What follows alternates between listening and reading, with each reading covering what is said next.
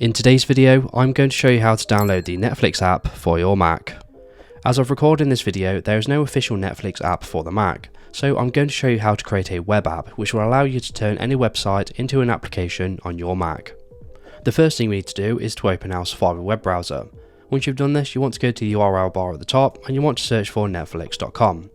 Once you're on the Netflix website, we now need to turn this into an application.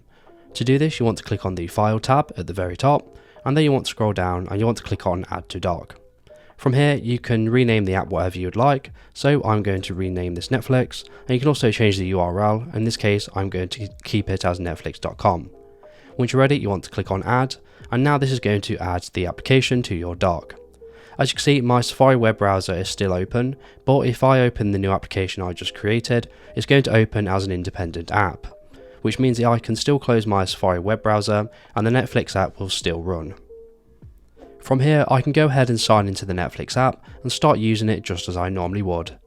Because this behaves as a normal app on our Mac, we can search for this via the Spotlight search, and we can also launch the application through the Launchpad just like a normal app. If you'd like to delete the Netflix app from your Mac, just simply quit out of the application and then simply drag the application into the bin, and now the app has been deleted from your Mac. And again, you can do this with any website of your choice such as Facebook, YouTube, etc. So if this video is helpful, please leave a like, and if you have any questions or comments, you can leave them below.